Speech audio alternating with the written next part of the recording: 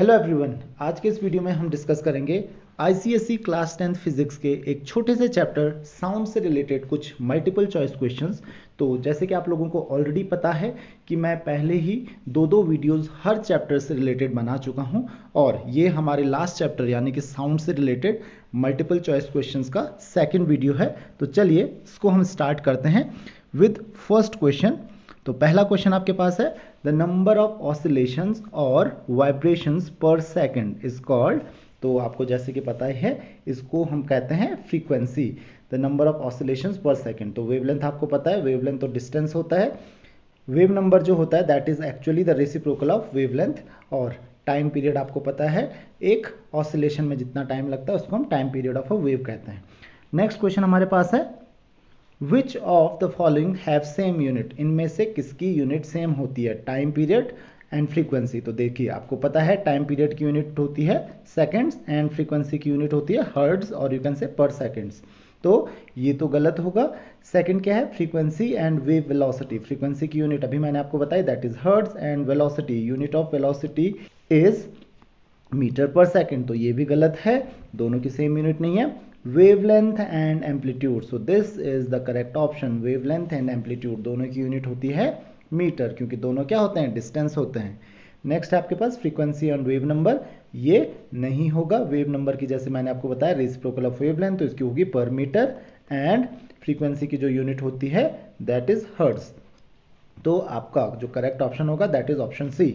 Next question हमारे पास है, which of the following is not true, इनमें से कौन सा स्टेटमेंट ट्रू नहीं है। Sound wave obeys the law of reflection, ये तो ट्रू है। Echo is heard due to reflection of sound, ये भी सही है। A smooth surface is required for the reflection of sound, ये स्टेटमेंट गलत है, क्योंकि रिफ्लेक्शन ऑफ साउंड के लिए किसी ऑब्जेक्ट की या फिर किसी सरफेस की जरूरत होती है, वो स्मूथ हो या रफ हो इससे कोई लेना देना नहीं होता है। तो option C is not true, तो इसको आप टिक करेंगे, this statement is not true, क्योंकि उसने क्या पूछा है कि कौन सी स्टेटमेंट ट्रू नहीं है। नेक्स्ट क्वेश्चन हमारे पास है, bat produce ultraviolet waves, ultrasonic waves, infrasonic waves and radio waves. तो जरा इसको आप ध्यान से पढ़िए, the correct option is ultrasonic waves. Ultraviolet मत टिक कर दीजिएगा, अल्ट्रावायलेट जो होती है वो इलेक्ट्रोमैग्नेटिक वेव्स होते हैं, इसका ध्यान रखिए, ये होते हैं इलेक्ट्रोमैग्नेटिक वेव्स, जबकि बैट्स जो होते हैं वो साउंड वेव्स प्रोड्यूस करती हैं, और वो भी कैसे साउंड वेव्स, अल्ट्रासोनिक वेव्स, यानी कि जिसकी फ्रीक्वेंसी जो होती है वो 20 किलो हर्ट्ज यानी कि 20,000 हर्ट्ज से ज़्यादा होती है, उसको हम कहते हैं अल्ट्रासोनिक वेव्स। तो इसमें आप कंफ्यूज मत होइए, अल्ट्रावायलेट वेव्स एकदम अलग है, ये इलेक्ट्रोमैग्नेटिक वेव्स होती हैं। नेक्स्ट क्वेश्चन हमारे पास, a sound wave travelling with a frequency of 300 cycles per minute is. तो एक साउंड वेव जो है वो 300 साइकिल्स पर मिनट की स्पीड से ट्रेवल कर रही है, तो ये किस तरीके की वेव होगी, ultrasonic, infrasonic, Audible and supersonic. तो देखिए आपको पता ही है अल्ट्रासोनिक के लिए फ्रीक्वेंसी क्या होनी चाहिए, 20 किलो हर्ट्ज यानी कि 20,000 हर्ट्ज से ज़्यादा होनी चाहिए, should be greater than 20,000 hertz. इसके लिए क्या होनी चाहिए, लेस देन 20 हर्ट्ज। ऑडिबल के लिए 20 एंड 20,000 हर्ट्ज के बीच में होनी चाहिए। और सुपरसोनिक तो साउंड वेव्स होती नहीं है, तो इसको आप भूल जाइए। तो इन्हीं तीन में से कोई ऑप्शन होगा। अब हम क्या करेंगे, इसकी हम फ्रीक्वेंसी पता कर लेते हैं। तो फ्रीक्वेंसी में क्या दिया हुआ है, 300 साइकिल्स पर मिनट दिया हुआ है यहाँ पे, यानी कि पर सेकंड कितना हो जाएगा, अगर एक मिनट में 300 साइकिल्स हैं तो एक सेकंड में कितना हो जाएगा, दैट इज 300 बाय 60 सेकेंड्स। तो ये कितना हो जाएगा, that will be equal to 5 hertz. तो 5 हर्ट्ज इसकी फ्रीक्वेंसी हो जाएगी। So this is actually infrasonic, इसका ध्यान रखिए, बिलो 20 हर्ट्ज ये क्या हो जाएगी, इंफ्रासोनिक। गलती से आप इसको ऑडिबल में मत डाल दीजिएगा, क्योंकि 300 साइकिल्स पर मिनट है, ये पर सेकंड नहीं है, तो इसका आपको ध्यान रखना है।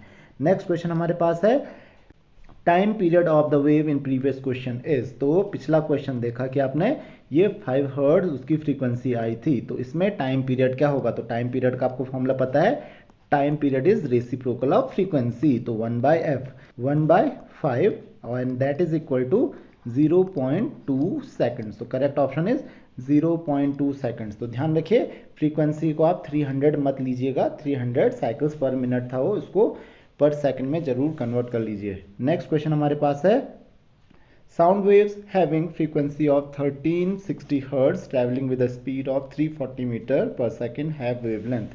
तो आपको पता है जो वेवलेंथ स्पीड और फ्रीक्वेंसी का जो रेशियो होता है, रिलेशन होता है, तो आपको पता है दैट इज v, यानी कि speed is equal to frequency f into wavelength. तो वेवलेंथ को हम लैम्डा से डिनोट करते हैं और आपको क्या पूछा गया, वेवलेंथ पूछा गया यानी कि लैम्डा पूछा गया। तो लैम्डा इक्वल टू क्या हो जाएगा, v बाई एफ।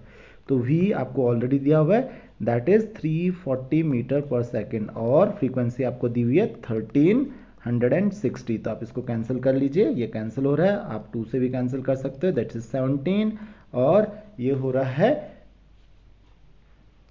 68। तो 17/4 ये हो जा रहा है 1/4 क्योंकि 17 इंटू 4 होता है 68।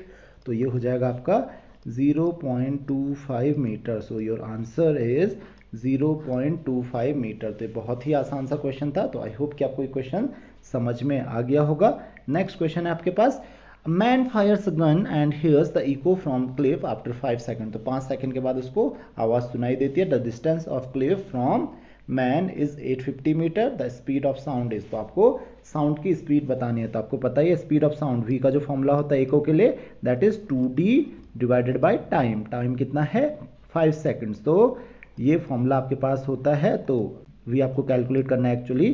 तो v इक्वल टू हो जाएगा हमारे पास 2 इंटू डी, डी दिया हुआ है आपको 850 डिवाइडेड बाय टाइम। टाइम आपको दिया हुआ है 5 सेकंड्स। तो बहुत सिंपल सा क्वेश्चन है। तो आप इसको डिवाइड कीजिए, 5 से कैंसिल हो रहा है तो 585 तो that is 170 and 170 into 2 that is 340 metre per second, जो कि आपको एक्चुअली पता होगा।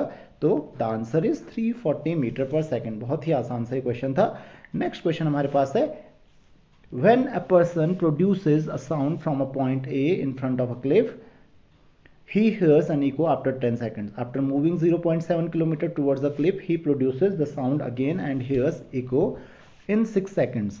The distance of point A from the cliff is। तो एक पर्सन है जो कि क्लिफ के सामने खड़ा है। तो मान लेते हैं क्लिफ है और पर्सन का जो डिस्टेंस है क्लिफ से वो d है। तो ये जो डिस्टेंस है that is the point A। अब ये पॉइंट ए डिस्टेंस d पे है तो स्पीड ऑफ साउंड का जो फॉर्मूला होता है v इक्वल टू हो जाएगा हमारे पास 2d डिवाइडेड बाय टाइम दिया हुआ है आपको, टाइम दिया हुआ है आपको 10 सेकंड्स। तो अपॉन 10 हम लिख देते हैं, करेक्ट। फिर क्या होता है कि ये 0.7 किलोमीटर आगे चला जाता है यानी कि 700 मीटर। तो मैं 700 मीटर ये डिस्टेंस हो गया, थोड़ा सा आगे जाता है और यहाँ से फिर से इको सुनाई देता है उसको। वो इस समय स्पीड तो v रहेगी तो v इक्वल टू कितना हो जाएगा, डिस्टेंस अब पहले d था अब वो 700 मीटर आगे चला गया है तो कितना हो जाएगा d माइनस 700 मीटर। तो ये d माइनस 700 हो जाएगा अपॉन डिवाइडेड बाय कितना हो जाएगा ये दैट इज 6, क्योंकि अब 6 सेकंड्स के बाद उसको आवाज सुनाई देती है। तो दोनों केसेस में देखिए v इक्वल है तो दोनों v को इक्वेट कर देते हैं हम। तो कितना हो जाएगा 2d by 10 is equal to 2 into d minus 700 divided by 6। तो आप चाहो तो 2 से कैंसिल कर सकते हो, 5 हो जा रहा है और यहाँ पे भी 2 से कैंसिल कर सकते हो, 3 हो जा रहा है। तो यहाँ पे देखिए क्या हो जाएगा 3d is equal to 5d minus 5 into 700 that is 3500। और आप चाहो तो 3d को इधर लेके आ जाइए, 3500 इक्वल टू होता है हमारे पास 2d। तो d इक्वल टू कितना हो जाएगा 1750। तो दिस इज 1750 मीटर। यहाँ पे ध्यान रखिए इट इज मीटर। तो 1715 मीटर यानी कि that is 1.75 kilometre. So correct option is 1.75 kilometre, क्योंकि आपको इसको क्या करना पड़ेगा 1000 से डिवाइड करना पड़ेगा। तो इट वुड बी 1750 मीटर या फिर 1.75 किलोमीटर। तो आई होप कि ये क्वेश्चन आपको समझ में आ गया होगा। और अब लास्ट क्वेश्चन हमारे पास, the speed of sound in previous question. देखिए अब इतना आप ऑलरेडी कर चुके हो कि जो डिस्टेंस था 1750 मीटर था, तो 1750 मीटर और ये कितने 10 सेकंड में आपको इको सुनाई दिया। तो उस क्वेश्चन में स्पीड ऑफ साउंड जो होगी वो कितनी हो जाएगी, तो v इक्वल टू क्या होता है formula 2d divided by t। तो that will B 2 into D, D आप ऑलरेडी कैलकुलेट कर चुके हो that is 1750 divided by time. Time कितना है हमारे पास वो था 10 सेकेंड्स। तो ये बड़ा आसान सा क्वेश्चन था। तो 175 into 2 that is equal to 350 metre per second. तो बहुत आसान सा क्वेश्चन था। तो आई होप कि आपको ये समझ में आ गया होगा। तो correct option is option C, 350 metre per second. So this is all in this video. I hope कि आपको इस वीडियो के सारे क्वेश्चन समझ में आ गए होंगे। अगर आपकी कोई भी क्वेरीज, कोई भी डाउट्स हैं तो आप मुझे कमेंट्स, फेसबुक या इंस्टाग्राम पे क्वेश्चंस पूछ सकते हैं। साथ ही आप डिस्क्रिप्शन में दिए लिंक पे जाके फिजिक्स और केमिस्ट्री के सारे MCQs वीडियोस देख सकते हैं।